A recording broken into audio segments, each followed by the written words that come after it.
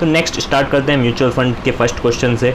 तो mister A जो है वो अर्न करता है 16% by investing directly into equity shares, but वो अब कंसिडर कर रहा है equity based mutual fund scheme में पैसा डालने की, जिसमें इनिशियल एक्सपेंस जो है वो है 5.5% एंड एनुअल रिकरिंग एक्सपेंस जो है वो है 1.5%। अब हमें पता लगाना है कि म्यूचुअल फंड कितना पैसा अर्न करे कि वो मिस्टर ए को 16% रिटर्न प्रोवाइड कर सके। बिकॉज म्यूचुअल फंड 16% अर्न करेगा तो वो पूरा का पूरा तो देने से रहा, बिकॉज फंड मैनेजर्स के expenses, annual recurring expenses, initial expenses, ये सारे एक्सपेंसेस को डिडक्ट करके जो बचा कुचा होगा वो उसको दे देगा, राइट।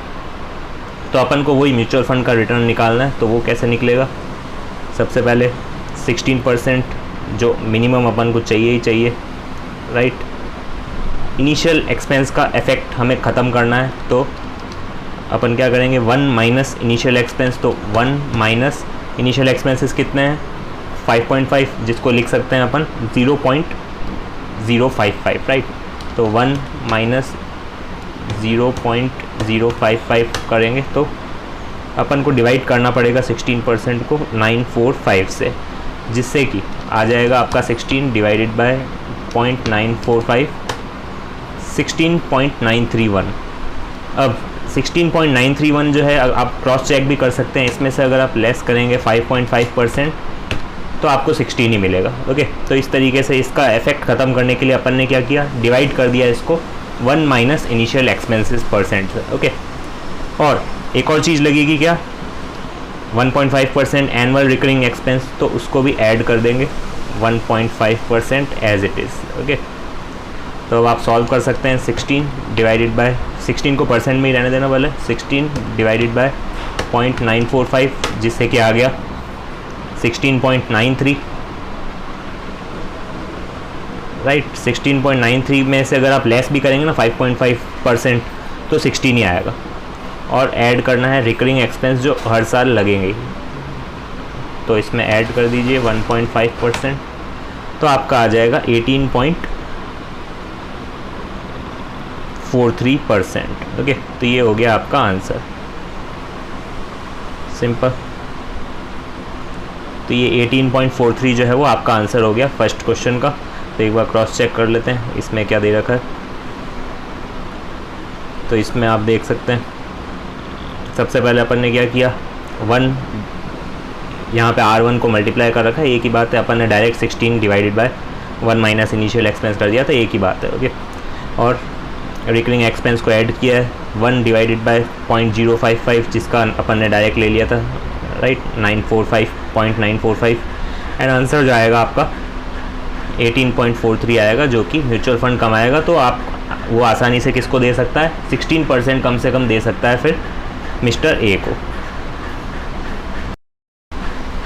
नेक्स्ट स्टार्ट करते हैं क्वेश्चन 2, जिसमें दे रखा है unit price of equity linked saving scheme, यानी ELSS स्कीम जो होती है म्यूचुअल फंड की, उसकी 10 रुपीज़ है, ओके। यानी अभी यूनिट प्राइस कितनी है, 10 रुपीज़। पब्लिक ऑफर प्राइस जो है वो है 10.204, ओके। तो डिफरेंस कितने का है, 10.204 माइनस 10, तो यानी कितना एक्स्ट्रा देंगे अपन जब भी अपन सब्सक्राइब करेंगे इस पर्टिकुलर म्यूचुअल फंड को, तो 0.204 हमें एक्स्ट्रा पे करना पड़ेगा ऑन यूनिट प्राइस। और रिडेम्पशन प्राइस कितनी है,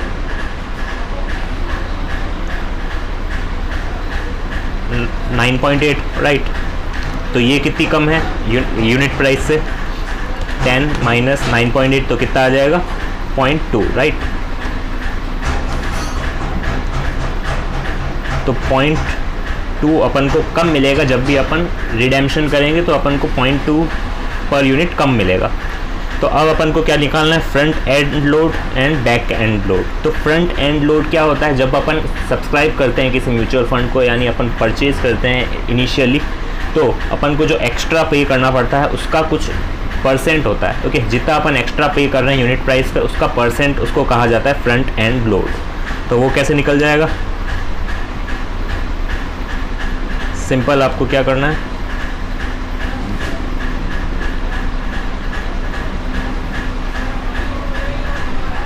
.204 जो अपन एक्स्ट्रा पे करेंगे डिवाइडेड बाय 10 × 100, तो ये आ गया आपका क्या फ्रंट एंड लोड, हमेशा बेस हमेशा किसको रखना है, यूनिट प्राइस को।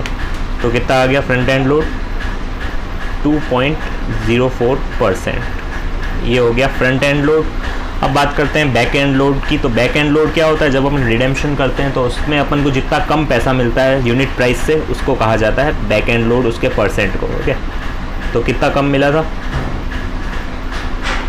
रिडेम्पशन का कलर चेंज कर देते हैं, तो 0.2 कम मिला था, राइट, बिकॉज इन दोनों का डिफरेंस कितना है, 0.2। तो ये अपन को कम मिलेगा जब अपन रिडेम्पशन करेंगे। तो बेस हमेशा यूनिट प्राइस रहेगी इंटू 100, तो कितना हो गया 2%, राइट। तो 2% जो है वो है बैक एंड लोड। तो दोनों निकाल दिया अपन ने, एक बार क्रॉस चेक कर लेते हैं। तो नीचे आप देख सकते हैं, पहले फ्रंट एंड लोड 2.04%, सेम ऐसे ही निकाला था अपन ने।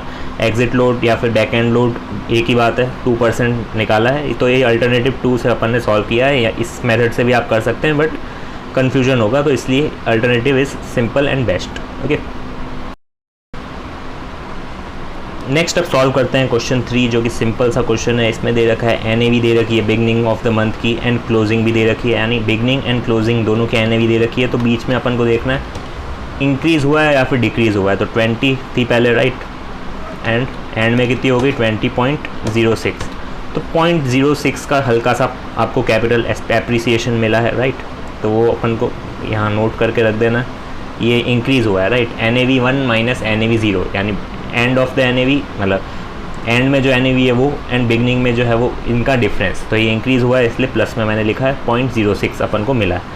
और क्या क्या मिला है, 0.0375, राइट। और क्या मिला है 0.03। अब इन सबको ऐड कर देना है, सिंपल। इन सबको ऐड कर देंगे तो 0.03 प्लस 0.0375 प्लस 0.06, जो कि कैपिटल एप्रिसिएशन है, जिसको अपन कहते हैं NAV 1 माइनस NAV 0। और तो टोटल आ गया 0.1275, जिसको डिवाइड कर देंगे अपन बिगनिंग में जो NAV थी वो। हमेशा किसके बेस पे निकालना है अपन को रिटर्न, बिगनिंग में, यानी जितना अपन ने स्टार्टिंग में पैसा लगाया उसके बेस पे। तो डिवाइड कर देंगे किससे, 20 से। तो आपका आ जाएगा परसेंट में, अगर इंटू 100 कर देंगे तो आपका आएगा 0.6375%। ओके, तो ये है मंथली रिटर्न। अगर आपको एनुअली निकालना है तो सिंपल 0.6375 को 12 से मल्टीप्लाई कर देना, तो आ जाएगा 7.65, जो कि है एनुअल रिटर्न। बट अपन को यहाँ क्या पूछा है, मंथली रिटर्न्स, राइट। तो मंथली रिटर्न पूछा है, तो सिंपल 0.6375% आएगा आपका मंथली रिटर्न। तो एक बार चेक कर लेते हैं।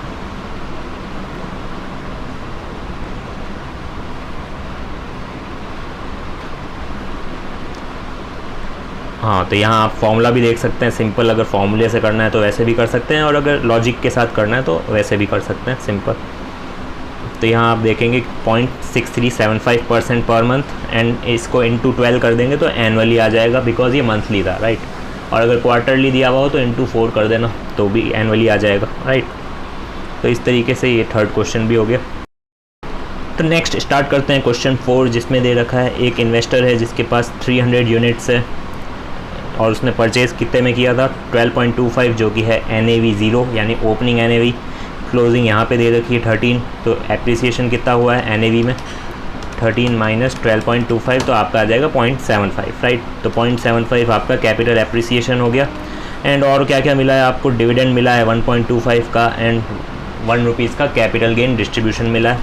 तो 1.25 का dividend, 1 capital gain distribution, and NAV में इंक्रीज़ कितना हुआ था 0.75। तो टोटल 3 रुपीज़ का आपको रिटर्न मिला है। किसके बेस पे, ओपनिंग के बेस पे। ओपनिंग है ये, हमेशा बेस हमेशा ओपनिंग पे रहेगा। तो 3 रुपये मिले हैं आपको टोटल, आपकी जेब में 3 रुपये आए हैं। किसके बेस पे, 12.25, जो आपने स्टार्टिंग में इन्वेस्ट किया था। तो आपका रिटर्न हो गया 24.49। ओके, 24.49 आपका रिटर्न हो गया फर्स्ट के केस में, 24.49%। ओके, सिंपल वही फॉर्मूला है जो पिछले क्वेश्चन में था, सेम। ओके, बस कॉम्प्लिकेशन अब सेकंड में आएगी। तो इसमें क्या कह रखा है, इसमें बोल रखा है कि रिटर्न ऑन इन्वेस्टमेंट जो है बताना है अपन को, अगर सारे dividend and capital gain distribution, यानी ये जो 1.25 एंड 1 रुपीज़ है, ये भी अपन ने वापस इन्वेस्ट कर दिया, अपन ने लिए ही नहीं, अपन ने एडिशनल यूनिट्स ले लिए इसके। ओके, तो ये कैसे होगा, 1.25 का अपन को डिविडेंड मिला, 1 रुपीज़ का कैपिटल गेन डिस्ट्रीब्यूशन, अपने पास यूनिट्स कितने थे 300, तो टोटल 675 अपने जेब में आने चाहिए थे, पर आए नहीं बिकॉज अपन ने इसके एडिशनल यूनिट्स ले लिए इस पर्टिकुलर प्राइस पे। तो 675 डिवाइड बाय 12.5, तो 54 एडिशनल यूनिट्स अपन को मिलेंगे। ओके, तो 300 पहले से थे, अब 54 और मिल गए। तो अब एंड में अपने पास क्या क्या बचा, 354 यूनिट्स बचे, जिसकी एंड में प्राइस कितनी थी 13, और पहले क्या था अपने पास 300 यूनिट्स थे जिसकी स्टार्टिंग में प्राइस थी 12.25, और बेस हमेशा किसको लेंगे, वही जितना अपन ने इन्वेस्ट किया था 300 इंटू 12.25, तो 300 इंटू 12.25 कितना होता है 3675। ये तो अपना इन्वेस्टमेंट था स्टार्टिंग में, एंड में कितना हुआ 354 इंटू 134602 माइनस 3675, डिवाइड करेंगे 3675, तो आपका आ जाएगा 25.22% का रिटर्न मिलेगा अपन को सेकंड केस में। ओके, तो अब एक बार क्वेश्चन में देख लेते हैं, आंसर में देख लेते हैं। तो फोर्थ में यहाँ पे देख सकते हैं टोटल रिटर्न 3 था, 3 के बेस पे अपन ने 24.49 निकाल दिया था फर्स्ट के केस में, राइट। तो ये तो एक सही है, एडिशनल यूनिट्स 54 ही आए थे अपने भी, एंड रिटर्न वैसे ही इसने निकाला एग्जैक्ट जैसे अपन ने निकाला था 25.22। ओके, तो सिंपल। फिफ्थ क्वेश्चन भी एग्जैक्टली ऐसा ही है, तो फिफ्थ भी कर लेते हैं, एग्जैक्टली इसी तरह का है। इसमें SBI म्यूचुअल फंड है जिसकी NAV दे रखी है 8.5 बिगनिंग वाली, एंड में दे रखी है 9.1, तो 9.1 एंड में हो गई, पहले कितनी थी 8.5, तो इंक्रीज़ कितना हुआ है 0.6। ओके, एंड और क्या क्या मिला है, डिस्ट्रीब्यूट किया है 0.90 एज अ डिविडेंड, तो उसको भी ऐड कर देंगे, एंड 0.75 मिला है कैपिटल गेन, उसको भी ऐड कर देंगे। तो 2.25 जो है वो रिटर्न मिला है, किसके बेस पे, ओपनिंग के बेस पे, यानी 8.5 के बेस पे इंटू 100, तो कितना हो जाएगा फर्स्ट केस में रिटर्न 2.25 डिवाइडेड बाय 8.5 इंटू 100, तो 26.47 हो गया आपका रिटर्न फर्स्ट वाले के केस में। सिंपल। सेकंड में क्या होगा, अपन ने क्या किया, री इन्वेस्ट कर दिया, जितना भी dividend and capital gain distribution अपन को मिला था, तो 0.9 मिला था एंड 0.75 मिला था, दोनों को ऐड किया। कितने यूनिट्स थे अपने पास 200, यहाँ पे दे रखा है एज्यूमिंग 200 यूनिट्स, तो 200 कर दिया, तो 330 जो है अपनी जेब में आने चाहिए थे, बट अपन ने इसका क्या किया, एडिशनल यूनिट्स ले लिए, कितने की एवरेज पे, 8.7 की एवरेज पे, तो डिवाइड कर देंगे 8.75 से, तो एडिशनल यूनिट्स आ जाएंगे अपने 37.71। ओके, 37.71 जो है एडिशनल यूनिट्स आ जाएंगे अपने पास। अब पहले कितने थे 200, राइट, अब कितने हो गए 37.71, और प्राइस क्या है अब 9.1, तो ये निकाल देते हैं पहले कि अभी अपनी जेब में कितना है 37.71,